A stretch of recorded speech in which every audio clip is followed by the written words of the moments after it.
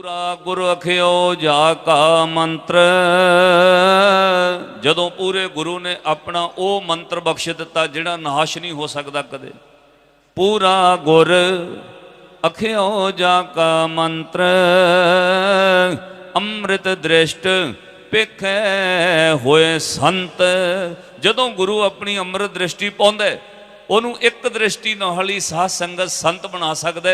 ਇੱਥੋਂ ਤੱਕ ਉਹ ਕਿੰਨਾ ਵੀ ਪਤਤ ਤੇ ਚੋਰ ਬੰਦਾ ਕਿਉਂ ਨਾ ਹੋਵੇ, ਗੁਰੂ ਦੀ ਦ੍ਰਿਸ਼ਟੀ ਪੈਂਦਿਆਂ ਸਾਧ ਸੰਗਤ ਤਕਦੀਰਾਂ ਬਦਲ ਜਾਂਦੀਆਂ ਨੇ, ਅੰਦਰ ਦਾ ਤਸੀਰ ਬਦਲ ਜਾਏਗੀ, ਉਹਨੂੰ ਸੰਤ ਗੁਰੂ ਬਣਾ ਸਕਦਾ।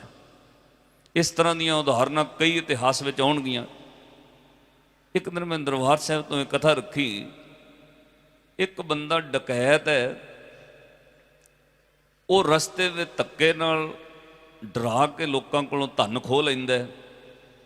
ਉਹਦੀ ਇਲਾਕੇ ਵਿੱਚ ਦਹਿਸ਼ਤ ਪੈ ਗਈ ਵੀ ਇਸ ਇਲਾਕੇ ਚੋਂ, ਇਸ ਏਰੀਏ ਚੋਂ ਰਾਤ ਹਨੇਰਾ ਪਿਆ ਜਾਂ ਸ਼ਿਖਰ ਦੁਪਹਿਰੇ ਕੋਈ ਨਾ ਲੰਘੇ। ਕਿਉਂ?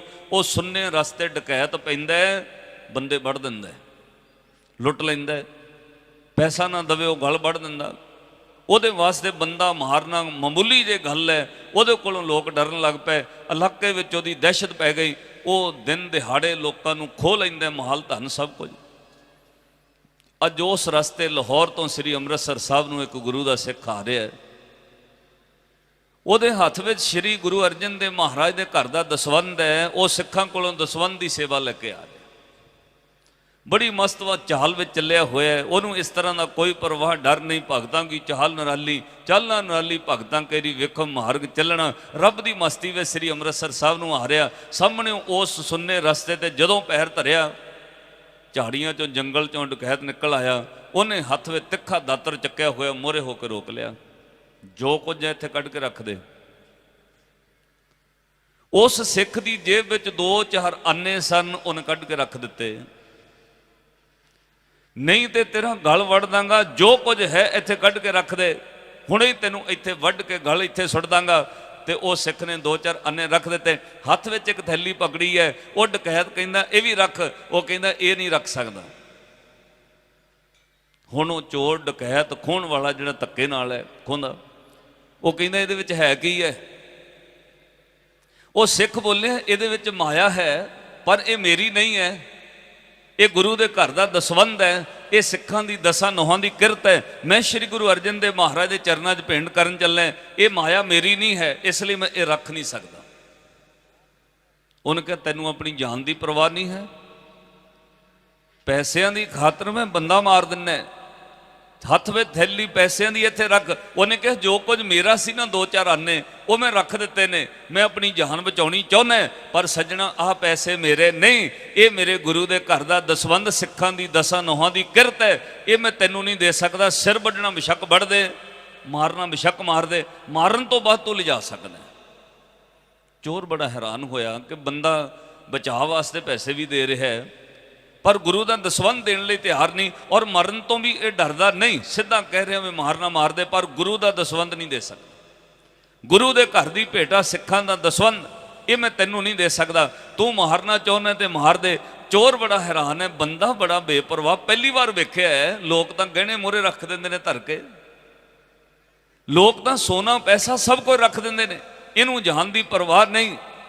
ਇਹ ਉਹ ਸਿੱਖ ਹੈ ਜਿਹਨੂੰ ਗੁਰੂ ਨੇ ਸਾਧ ਸੰਗਤ ਕੱਲਾ ਪੜ੍ਹਾਇਆ ਹੀ ਨਹੀਂ, ਇਹਦੇ ਅੰਦਰ ਗੁਰੂ ਨੇ ਵਸਾ ਵੀ ਦਿੱਤਾ ਹੈ। ਜੋ ਤੋ ਪ੍ਰੇਮ ਖੇਲਣ ਕਾ ਚਾਹੋ, ਸਿਰ ਧਰ ਤਲੀ ਗਲੀ ਮੇਰੀ ਆਓ, ਇਤ ਮਾਰਗ ਪੈਰ ਧਰੀਜੈ, ਸਿਰ ਦੀਜੈ ਕਾਣ ਨਾ ਕੀਜੈ।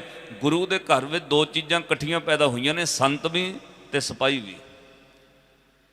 ਤੁਸੀਂ ਬਾਣੀ ਪੜੋਗੇ, ਜਦੋਂ ਬਾਣੀ ਵਸਣ ਲੱਗ ਗਈ, ਸੰਤ ਵੀ ਹੋਵੋਗੇ, ਸਿਪਾਹੀ ਵੀ ਹੋਵੋਗੇ। ਸਿਪਾਹੀ ਦਾ ਅਰਥ ਹੈ ਜਿਹੜਾ ਸੱਚ ਦੇ ਮਾਰਗ ਤੇ ਇੰਨੀ ਦ੍ਰਿੜਤਾ ਨਾਲ ਤੁਰ ਪਿਆ, ਉਹ ਸਾਹਮਣੇ ਦੁਸ਼ਮਣ ਦਾ ਮੁਕਾਬਲਾ ਕਰ ਸਕਦਾ ਹੈ। ਭਾਵ ਉਹ ਕਿਸੇ ਦੇ ਮੂੰਹ ਤੇ ਸੱਚ ਬੋਲ ਸਕਦਾ ਹੈ, ਉਹਨੂੰ ਆਪਣੀ ਕੋਈ ਪਰਵਾਹ ਨਹੀਂ। ਇਸੇ ਲਈ ਸੰਤ ਤੋਂ ਦੁਨੀਆ ਡਰਨ ਲੱਗ ਪੈਂਦੀ ਹੈ। ਕਿਉਂ?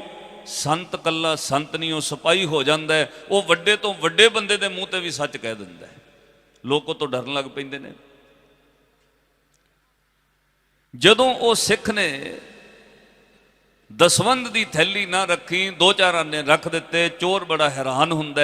ਇੱਕ ਦਿਲ ਕਰਦਾ ਇਹ ਸਿੱਖ ਨੂੰ ਵੱਢਦਾ, ਪਰ ਦੂਜਾ ਦਿਲ ਉਹਦਾ ਕਰਦਾ ਨਹੀਂ ਬਈ ਬੰਦਾ ਬੜਾ ਬੇਪਰਵਾਹ ਹੈ, ਪਹਿਲੀ ਵਾਰ ਤਾਂ ਇਦਾਂ ਦਾ ਬੰਦਾ ਟੱਕਰਿਆ ਹੈ। ਅਖੀਰ ਉਹ ਡਕੈਤ ਨੇ ਆਖਰੀ ਡਰਾਵਾ ਦਿੱਤਾ, ਕਹਿੰਦਾ ਤੈਨੂੰ ਪਤਾ ਹੈ ਮੈਨੂੰ ਲੋਕ ਲੱਖੂ ਧਾੜਵੀਆ ਕਹਿੰਦੇ ਨੇ, ਮੈਂ ਸਬੂਤੇ ਬੰਦੇ ਵੱਢ ਕੇ ਦੱਬ ਦਿੰਦਾ। ਥੋੜਾ ਡਰਾਉਣ ਦੀ ਕੋਸ਼ਿਸ਼ ਕੀਤੀ। ਸਿੱਖ ਨੇ ਕਿਹਾ ਵੀ ਮਾਰ ਸਕਦਾ, ਮੈਂ ਤੈਨੂੰ ਕਿਹਾ ਮਾਰ ਦੇ, ਗੁਰੂ ਦੇ ਪੈਸੇ ਨਹੀਂ ਤੈਨੂੰ ਦਵਾਂਗਾ। ਹਾਂ ਆਪਣੀ ਜਾਨ ਬਚਾਉਣੀ ਚਾਹੁੰਦਾ, ਆਪਣੇ ਪੈਸੇ ਮੈਂ ਤੈਨੂੰ 2-4 ਆਨੇ ਜਿਹੜੇ ਜੇਬ ਵਿੱਚੋਂ ਦੇ ਦਿੱਤੇ।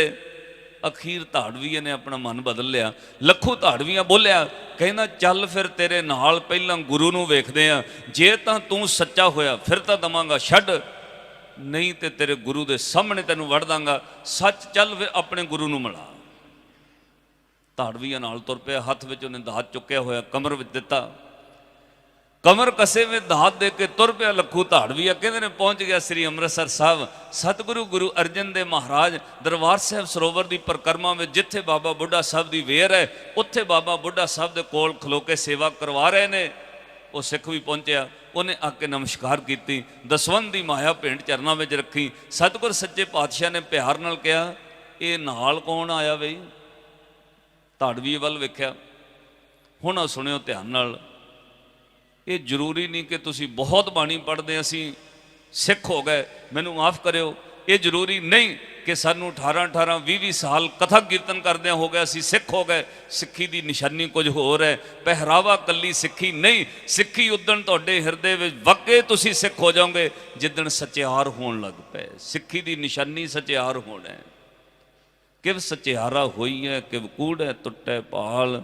ਤੇ ਅੱਗੇ ਜਾ ਕੇ ਜਵਾਬ ਜਪਜੀ ਸਾਹਿਬ ਵਿੱਚ ਦਿੱਤਾ, ਜੇ ਕੋ ਬੁੱਝੈ ਹੋਵੇ ਸਚਿਆਰ। ਜਿੱਦਣ ਗੁਰੂ ਦੀ ਮੱਤ ਨੂੰ ਬੁੱਝ ਲੈਂਦਾ ਸਿੱਖ, ਜਿੱਦਣ ਸਿੱਖੀ ਨੂੰ ਗੁਰਮਤ ਨੂੰ ਬੁੱਝਦਾ, ਉਦਣ ਸਚਿਆਰ ਹੋਣ ਲੱਗ ਪੈਂਦਾ। ਅੱਜ ਜਦੋਂ ਉਹ ਸਿੱਖ ਦਸਵੰਧ ਰੱਖ ਕੇ ਖਲੋ ਗਿਆ ਤੇ ਸਾਹਿਬ ਨੇ ਪੁੱਛਿਆ, ਆ ਨਾਲ ਕੌਣ ਆਇਆ ਬਈ?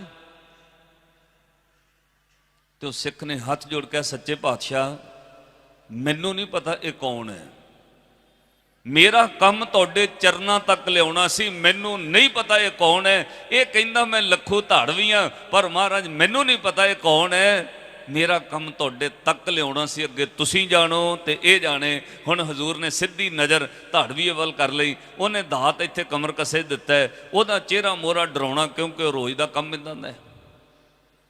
ਸ਼੍ਰੀ ਗੁਰੂ ਅਰਜਨ ਦੇਵ ਮਹਾਰਾਜ ਬੜੇ ਸਹਿਜ ਨਾਲ ਪੁੱਛਦੇ ਨੇ, ਕੀ ਨਾਮ ਹੈ ਤੇਰਾ ਬਈ?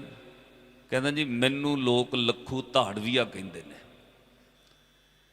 ਗੁਰੂ ਅਰਜਨ ਦੇਵ ਮਹਾਰਾਜ ਜੀ ਨੇ ਬਚਨ ਕਿਹਾ, ਭਾਈ ਕੋਈ ਜ਼ਿੰਦਗੀ ਵਿੱਚ ਚੰਗਾ ਕੰਮ ਵੀ ਕੀਤਾ ਹੈ ਕਿ ਲੋਕਾਂ ਕੋਲੋਂ ਧਨ ਦੌਲਤ ਖੋਇਆ, ਬੰਦੇ ਮਾਰੇ ਨੇ, ਕੋਈ ਚੰਗਾ ਵੀ ਕੰਮ ਕੀਤਾ ਹੈ ਤੋਂ ਇਲਾਵਾ ਕੋਈ ਜ਼ਿੰਦਗੀ 'ਚ ਚੰਗਾ ਵੀ ਕੰਮ ਕੀਤਾ ਹੈ? ਲੱਖੂ ਧਾੜਵੀਏ ਨੇ 2 ਮਿੰਟ ਚੁੱਪ ਕਰਕੇ ਸੋਚ ਕੇ ਕਿਹਾ, ਕਹਿੰਦਾ ਮਹਾਰਾਜ ਚੰਗਾ ਨਹੀਂ ਕੋਈ ਕੰਮ ਕੀਤਾ। ਜਦੋਂ ਤੋਂ ਹੋਸ਼ ਸੰਭਾਲੀ ਹੈ 16 ਕੁ ਸਾਲ ਤੋਂ ਮੈਂ ਲੋਕਾਂ ਨੂੰ ਲੁੱਟਣ ਲੱਗ ਪਿਆ। ਮੇਰਾ ਪਿਓ ਇਹ ਕੰਮ ਕਰਦਾ ਸੀ, ਅੱਗੇ ਮੈਂ ਵੀ ਕਰਨ ਲੱਗ ਪਿਆ। 16 ਕੁ ਸਾਲ ਤੋਂ ਮੈਂ ਬੰਦੇ ਕੁੱਟਣੇ ਵੱਢਣੇ ਸ਼ੁਰੂ ਕਰ ਦਿੱਤੇ, ਧਨ ਲੁੱਟਣਾ ਸ਼ੁਰੂ ਕਰਤਾ। ਮਹਾਰਾਜ 40 ਸਾਲ ਦਾ ਹੋ ਚੱਲਾ, ਚੰਗਾ ਕੰਮ ਨਹੀਂ ਕੋਈ ਕੀਤਾ। ਹਜ਼ੂਰ ਥੋੜਾ ਮਿੱਠਾ ਜਿਹਾ ਮੁਸਕਰਾਏ। ਫਿਰ ਸ਼੍ਰੀ ਗੁਰੂ ਅਰਜਨ ਦੇਵ ਮਹਾਰਾਜ ਅਗਲਾ ਸਵਾਲ ਕਰਦੇ, ਕਹਿੰਦੇ ਮਾੜੇ ਕਿੰਨੇ ਕੁ ਕੰਮ ਕੀਤੇ ਨੇ ਜ਼ਿੰਦਗੀ 'ਚ, ਮਾੜੇ ਕਿੰਨੇ ਕੁ ਕੰਮ ਕੀਤੇ ਨੇ? ਤੇ ਲੱਖੂ ਧਾੜਵੀਆ ਇੱਕਦਮ ਬੋਲਿਆ, ਕਹਿੰਦਾ ਮਹਾਰਾਜ ਜੀ ਗਿਣਤੀ ਨਹੀਂ ਹੈ ਕੋਈ, ਗਿਣਤੀ ਨਹੀਂ ਹੈ ਕੋਈ। ਬੜੇ ਬੰਦਿਆਂ ਨੂੰ ਲੁੱਟਿਆ, ਮੈਨੂੰ ਕਿਸੇ ਤੇ ਤਰਸ ਨਹੀਂ ਆਇਆ। ਲੁੱਟਣ ਲੱਗਿਆ, ਬੰਦਾ ਮਾਰਨ ਲੱਗਿਆ, ਕੋਈ ਤਰਸ ਨਹੀਂ ਆਇਆ। ਲੋਕ ਮੇਰੇ ਨਾਮ ਤੋਂ ਇਲਾਕੇ ਵਿੱਚ ਡਰਦੇ ਨੇ, ਲਾਹੌਰ ਤੋਂ ਅੰਮ੍ਰਿਤਸਰ ਤੱਕ ਲੋਕ ਮੇਰੇ ਤੋਂ ਡਰਦੇ ਨੇ। ਤੇ ਸ਼੍ਰੀ ਗੁਰੂ ਅਰਜਨ ਦੇਵ ਮਹਾਰਾਜ ਨੂੰ ਕਹਿੰਦਾ, ਮਹਾਰਾਜ ਗਿਣਤੀ ਨਹੀਂ ਹੈ ਕੋਈ, ਮਾੜੇ ਕੰਮ ਕਿੰਨੇ ਕੀਤੇ, ਗਿਣਤੀ ਨਹੀਂ ਹੈ ਕੋਈ। ਆਹ ਚੀਜ਼ ਹੁਣ ਮਾਫ ਕਰਿਓ, ਆਪਾਂ ਮਾੜਾ ਕੰਮ ਕੀਤਾ ਵੀ ਹੋਵੇ ਪਹਿਲਾਂ ਮੁੱਕਰੀਦਾ, ਮਾੜਾ ਕੰਮ ਕੀਤਾ ਵੀ ਹੋਵੇ ਪਹਿਲਾਂ ਬੰਦਾ ਮੁੱਕਰਦਾ। ਸਚਿਆਰ ਸਿੱਖ ਕੌਣ ਹੈ? ਜਿਹੜਾ ਗਲਤੀ ਕਰਨ ਤੋਂ ਬਾਅਦ ਮੁੱਕਰਦਾ ਨਹੀਂ। ਉਹ ਗੁਰੂ ਅੱਗੇ ਕਹਿ ਦਿੰਦਾ, ਹਮ ਅਵਗੁਣ ਭਰੇ ਇੱਕ ਗੁਣ ਨਾਹੀ, ਅੰਮ੍ਰਿਤ ਛਾੜ ਵਿਖੇ ਵਿਖ ਖਾਈ। ਸਚਿਆਰ ਉਹ ਹੈ ਜਿਹੜਾ ਮੁੱਕਰੇ ਨਾ। ਆਪਾਂ ਮਾੜਾ ਕਰਕੇ ਮੁੱਕਰ ਜਾਈਦਾ, ਚੰਗਾ ਨਾ ਵੀ ਕੀਤਾ ਹੋਵੇ ਤਾਂ ਵੀ ਸਿਰ ਆਪਣੇ ਸਿਰ ਲੈਣ ਦੀ ਕੋਸ਼ਿਸ਼ ਕਰੀਦੀ ਹੈ ਵੀ ਬੋਰਡ ਤੇ ਜੇ ਫੋਟੋ ਲੱਗ ਜਾਏ ਤੇ ਚੰਗੀ ਗੱਲ ਹੈ। ਪਰ ਸਚਿਆਰ ਕੌਣ ਹੈ? ਜੇ ਤੋਂ ਮਾੜਾ ਹੋ ਜਾਏ ਪਰ ਮੁੱਕਰੇ ਨਾ।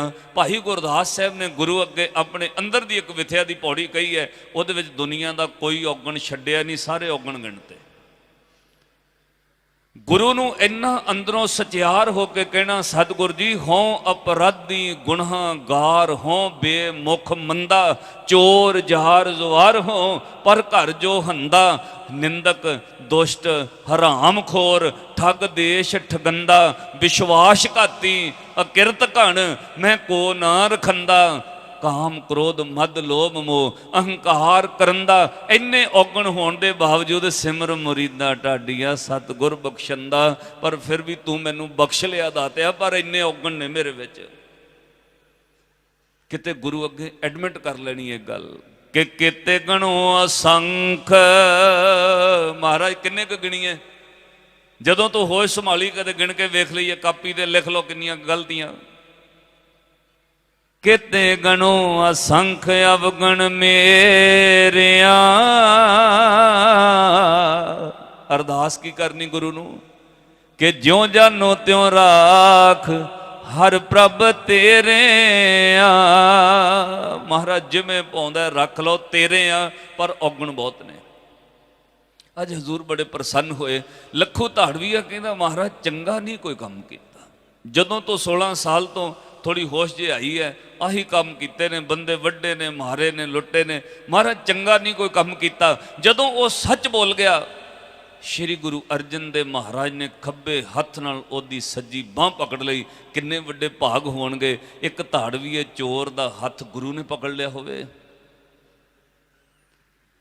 ਸ਼੍ਰੀ ਗੁਰੂ ਅਰਜਨ ਦੇਵ ਮਹਾਰਾਜ ਨੇ ਆਪਣੇ ਖੱਬੇ ਹੱਥ ਨਾਲ ਉਹਦਾ ਸੱਜੀ ਬਾਂਹ ਗੁੱਟ ਤੋਂ ਹੱਥ ਪਕੜ ਲਿਆ।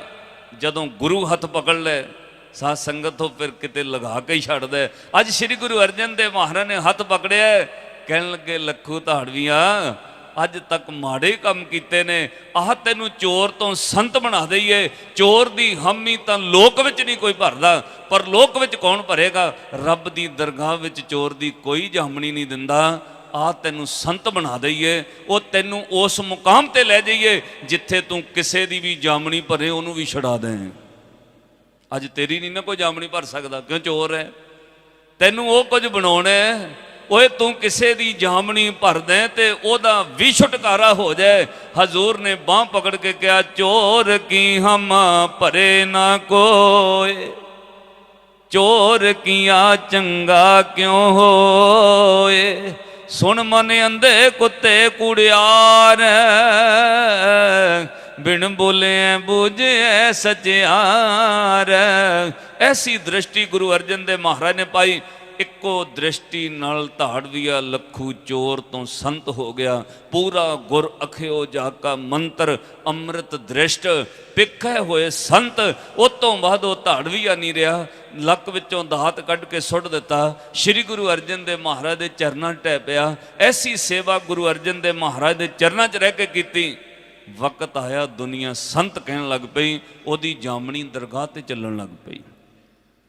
ਉਹਦੀ ਜਾਮਣੀ ਰੱਬ ਦੀ ਦਰਗਾਹ ਤੱਕ। ਇਤਿਹਾਸ ਪੜ੍ਹਿਓ, ਇੱਕ ਵਕਤ ਇਦਾਂ ਦਾ ਵੀ ਆਇਆ ਜਿੱਦਣ ਉਸੇ ਲੱਖੂ ਧਾੜਵੀਆ, ਜਿਹਨੂੰ ਭਾਈ ਕਮਲੀਆ ਕਹਿੰਦੇ ਨੇ, ਉਹਦੇ ਰਸਨਾਂ ਦੇ ਬੋਲਾਂ ਨੇ ਬੁੱਧੂ ਦੇ ਆਵੇ ਕੱਚੇ ਦੇ ਕੱਚੇ ਰਹਿਣ ਦਿੱਤੇ। ਸਾਧ ਸੰਗਤ ਇਸ ਮੁਕਾਮ ਤੱਕ ਗੁਰੂ ਨੇ ਉਹਨੂੰ ਪਹੁੰਚਾ ਦਿੱਤਾ। ਉਹਦੀ ਰਸਨਾਂ ਤੋਂ ਜੋ ਨਿਕਲਦਾ ਰੱਬ ਨੂੰ ਮੰਨਣਾ ਪੈਂਦਾ। ਇਹ ਕੌਣ ਕਰ ਸਕਦਾ ਭਾਈ? ਇਹ ਗੁਰੂ ਵਿੱਚ ਵਡਿਆਈ ਹੈ। ਗੁਰੂ ਹੀ ਕਰ ਸਕਦਾ, ਉਹ ਬੰਧਨਾਂ ਤੋਂ ਮੁਕਤ ਕਰ ਸਕਦਾ। ਇਸ ਲਈ ਗੁਰੂ ਦੀ ਸਿਰਫ ਮਹਿਮਾ ਵਡਿਆਈ ਕੀਤੀ ਜਾ ਸਕਦੀ ਹੈ, ਵਿਆਖਿਆ ਨਹੀਂ। ਆਓ ਐਸੇ ਗੁਰੂ ਤੋਂ ਇੱਕ ਵਾਰ ਬਲਿਹਾਰ ਜਾਈਏ। ਮੇਰਾ ਮਨ ਕਰਦਾ ਤੁਸੀਂ ਪ੍ਰੇਮ 'ਚ ਭਿੱਜੇ ਹੋ, ਕਹੋ ਗੱਜ ਕੇ, ਐਸੇ ਗੁਰ ਕੋ ਵੱਲ ਬਲ ਜਾਈਏ, ਆਪ ਮੁਕਤ ਮੋਹਿ ਤਾਰੇ। ऐसे गुर को वल बल जाइए, आप मुकत मोह तारे। ऐसे गुर को वल बल, आप मुकत, ऐसे गुर को वल बल